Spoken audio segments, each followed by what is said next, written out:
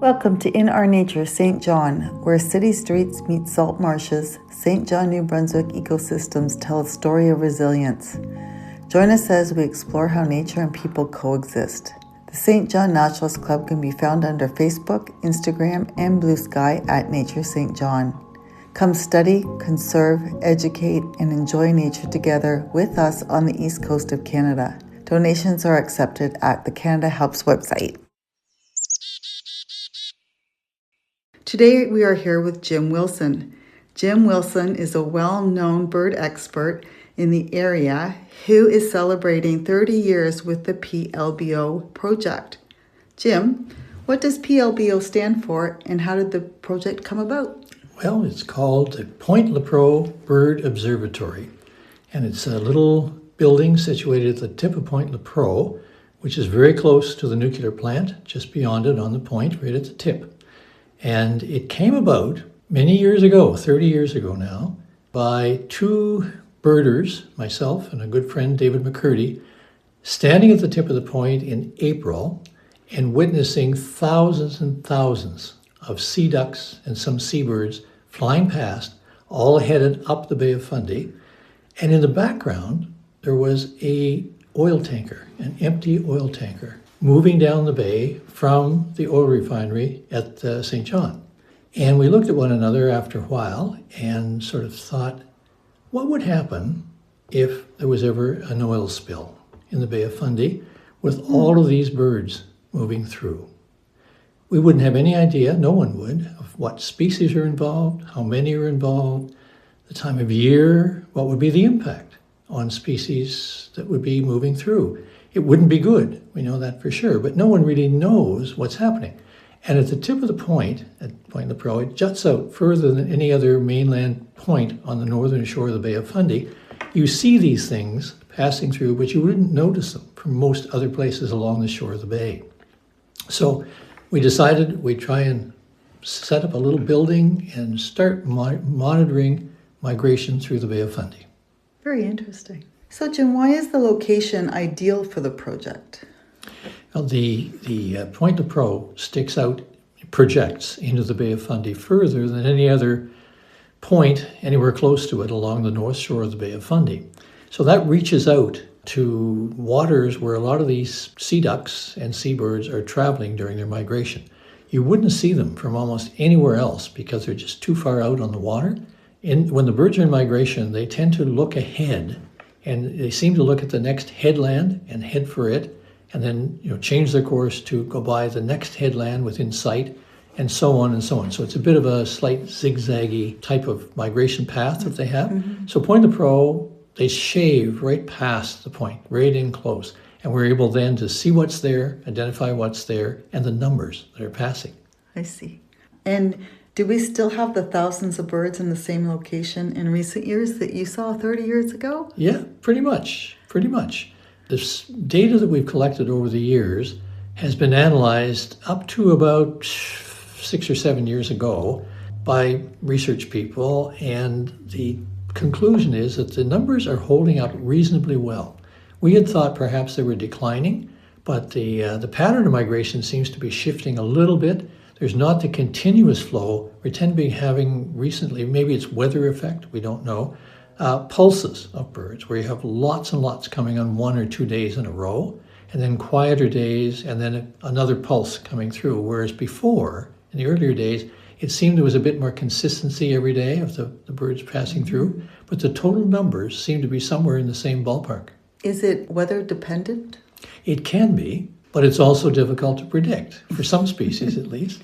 I was down at the point recently with some other birder friends, and there was an extreme headwind. This was in fall migration, and we watched birds that should have probably just stayed put and not put the effort into migrating, but they were just cutting into that wind and flying against it right into the teeth of the gale. Wow. For whatever reason, large numbers of them. Why did they choose that day? We don't know, but only the birds know the answers to some of these questions. What is the purpose of the project? The purpose of the project, obviously, is to evaluate the potential effect of oil spills, but it's morphed more into sort of trending the health of the populations of these birds.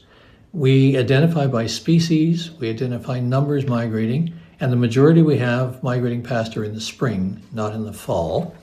And the protocol we use, it's 15 minutes of counting and 15 minutes rest. 15 minutes counting, 15 minutes rest over a period of 4 hours. It allows observers to rest a little in between, and it becomes a sampling, really. It's designed to sample the passage of birds. It also means you don't get too tired doing it. You can pace yourself. And over the course of 4 hours, it means you're counting for 2 of those 4 hours. And that sampling, if you do it from the same point of land, at the same roughly time of the year in spring, with the same observers, using a consistent protocol, then that data is research quality, provided you adhere strictly to your parameters. And so the purpose is really to measure and track the trends of the various seabirds and sea ducks that pass by that you can't really get almost any other way except doing it the way we're doing it. Right. And how is the project funded? Well, the recipient of the data is Environment Canada through the Canadian Wildlife Service. So Environment Canada through Canadian Wildlife Service funds the project enough that we can hire and contract a person to count in the mornings for 4 hours and a second person to count in the afternoon for 4 more hours. That runs for about 6 weeks from the end of March through to the early part of May, almost mid-May. And then we do some additional counting with one researcher during the latter part of May, well, through the rest of May, and through to about May, the end of May. And as an example, just during the month of May in 2024, there were over 10,000 loons counted passing by. Wow. That's a lot of loons. That's a lot of loons. In 2025, 13,000 loons counted during the month of May. So that's just an example. And remembering, Fascinating. we're only counting for, in that instance, 2 hours out of 24. So how many birds are passing daily and seasonally when we're just scratching the surface by doing this sampling? Right. It could be immense. Wow. Right? In fact, it is immense. Yeah. And what do the people, like, what does Environment Canada do with the information that the project Environment provides? Canada, after being sure that we're adhering to our protocols and the consistency that's necessary, now publishes that data online through one of its websites, one of its portals. They publish a lot of research quality data on these sites, but the Point Lepreau Bird Observatory is one where researchers from around the world can go and have this 30 years of data at their fingertips, which is wonderful. Very interesting, for sure. And how often do you do the seabird counts?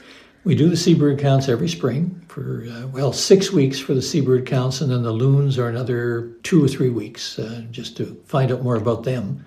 They tend to be late in the season. And we also do it in the fall just to see a comparison between spring and fall, but we don't get nearly as many birds coming through in the fall as we do in the spring, and there's a reason for that. Okay, what's the reason?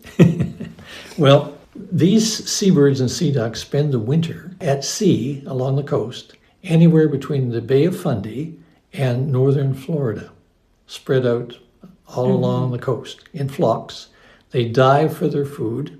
And before we started this project, and there were another project on the East Coast similar down in Avalon, New Jersey, the only way the Canadian and U.S. Fish and Wildlife Services had to monitor these birds was to either fly an aircraft of some kind along the coast and look down at these little specks on the water, which are half the time underwater diving for food, Right. And try to count them and try to identify the species and all of that, which is very expensive and not very accurate, really, or at least I'm assuming not nearly as accurate as we could do it from a fixed point. The only other method that they had at the time for years was to do a poll of hunters who went after sea ducks and seabirds to find out what they had shot. And that involved sending in a one wing from each bird through the mail to a clearinghouse where someone would sit down and go through all these and make sure that the wing matched what the identifications that the hunter had made of the. You can only imagine what that would be like working there. And again, very expensive. So when you count from a fixed point, like we are doing, you get the data at a very, very low cost. Right. And who's involved in running the program? Well, it's the St. John Naturalist Club doing it. And we We contract two contracted observers, one for in the spring, one for mornings and one for afternoons. And we rely on volunteers to assist. And we have several hundred volunteers who have applied for security clearance to get access to the point through the good graces of NB Power, who've been really, really supportive. So we run it for springtime for 6 weeks, plus loon time for another 2 or 3, and then again in the fall for about 8 weeks. So do the volunteers have to go through any specific training or? Yes, they do. But we help that. We do that. That's why we contract someone who is really knowledgeable and be there every day or most days. But those new volunteers would be brought through a bit of a training program over time, depending on how much time they wanted to come down, how often. And most have become pretty proficient at identifying the seabirds and knowing how to count them as they pass by very rapidly in flocks. It's a bit of an art to it, but people that are interested have a great time. And where can people go for more information? You can go to the St. John Naturalist Club's website, which is stjohnnaturalistclub.org. Yes. And you can pick up information there and then contact someone at the St. John Naturalist Club through an email address that's on that site. Okay, that seems easy enough. Due to the security clearance, what time of year is best to reach out to make the spring count? It takes 3 weeks approximately to do the process.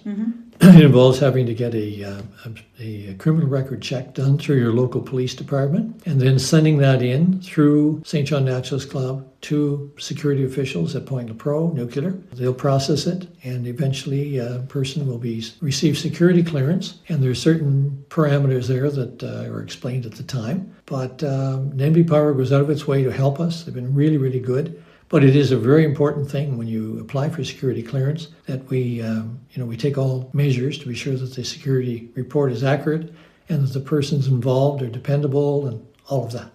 Is there anything that you wanted to add that I didn't ask you? Well, I don't know how much longer this project is going to last. When we first started this back in 1995, we never imagined 30 years would go by and we'd still be continuing. Every project has a beginning, a middle, and an end. I never thought it would be more than a 5-year deal. Go watch migrating birds, record the numbers, find out more or less if anybody ever needed the information, we'd have it. It's gone on continuously for 30 years and counting. And so I'm very, very pleased by that. Dave McCurdy, good friend of mine who is still in the area but retired from working at the nuclear plant, he and I we just shake our heads when we think about that longevity, and there's no end in sight at the moment. So it's great, very satisfying. And that's great. 30 years, what an accomplishment. Is there anything in the observation that, you sort of had this aha moment or something that's surprising that you didn't anticipate? Well, we've added 2 new species that have never been seen before in New Brunswick through observations at Point Lepreau. Several years ago, there was the province's first western grebe, which is a water bird that normally goes to the Pacific coast from the interior of the prairies. But this one came to Atlantic Canada. They're very rare here. And it stayed around the point for about 3 weeks. Almost everybody that went down to see it, because birders like to see new birds for the first time, managed to see it. There's probably only 1 or 2 people that didn't see it, myself included. I was there 6 times trying to see that bird, and I have never seen one in New Brunswick. There's only been one like that documented so far. And has he ever come back? No, it didn't come back. I was hoping it would the next year, because it obviously was passing through and migrated back to the prairies, hopefully. The other one was a cave swallow. Now, we have various common species of swallows here in New Brunswick, but a cave swallow is native to Arizona, New Mexico, and much of Mexico. But in the fall, not the spring, but the fall, sometimes there's incursions of them into as far north as Canada. And the first one for New Brunswick was recorded at Point Lepreau in November one year. Yep. So those are 2. And then I've personally seen, a Pacific loon there one time, which, again, like the western grebe, is very, very rare on the East Coast. They almost all go to the Pacific coast. And I've seen one beautiful example flying past. Todd Watts, who's our primary observer that we contract, he has seen 2 or I think even 3 Pacific loons go by, which is really, really rare. So we've had some interesting times, along with all the common and exciting other birds that go by more commonly too. So it's great. People love to go there because you never know what you're going to see, and the things that you see, you won't see very many other places in New Brunswick or elsewhere. Right. And I'm assuming that the birds migrate north into our shores for breeding purposes. Is that correct? Yeah, that's right. The reason they're headed north and up the Bay of Fundy, following the coast, as we said, from even as far south as northern Florida, is to go to the Canadian Arctic, the eastern Arctic. Oh, okay. That's where they deploy out into pairs, in little ponds and potholes and small lakes and all of that. And the younger birds that also are mixed in with some of these migrating birds, they will go to James Bay in that area and spend the summer because they're not old enough to breed. I'm talking about the sea ducks now. Most of them are 2 years before they're old enough to breed. And we know this because the Canadian Wildlife Service has put satellite tracking devices on some of these ducks further down. And they've passed through the Bay of Fundy and then made their way up into the Canadian Arctic and either east or west of Hudson Bay and spent the summer. And then came back to the coast, not through the Bay of Fundy, but sort of as a shotgun, if you can imagine. Wherever they happen to be, they fly directly, apparently, to the East Coast, returning, spend the winter. But it doesn't funnel them through the Bay of Fundy like the movement in the spring does by them following the coast and funneling up into the Bay of Fundy. So springtime is the time we can get our data most accurately. But we do count in the fall just to know how that compares to the spring. Right. Yeah. And if I wanted to look or follow a bird, is there a website or is there an app for that? Or where would you find that information? You'd have to go to the Canadian Wildlife Service and sort through. I don't have an email address or a location actually with me, but you could do it through going to Canadian Wildlife Service data portals. Researchers who would use this data would know exactly where to go and get that, but I don't have that. And again, we're not analyzing with the data. We send it in, we submit it, and we're collectors of data because that's what we do best. Trained people in science and research are a lot better at it than we, but we're a lot better at collecting it than most of them. So that's our role. And we're local as well. And we're local. Yeah. Exactly. Thank you everyone for stopping by to listen to In Our Nature St. John today. Remember, we can be found on Facebook, Instagram, and Blue Sky at Nature St. John. Donations are accepted through the Canada Helps website. We host events every month, and they can be found listed on our website at stjohnnaturalistclub.org/events. Please follow and subscribe to our monthly podcast, and if you have any ideas for discussion, let us know in the comments. Until next time.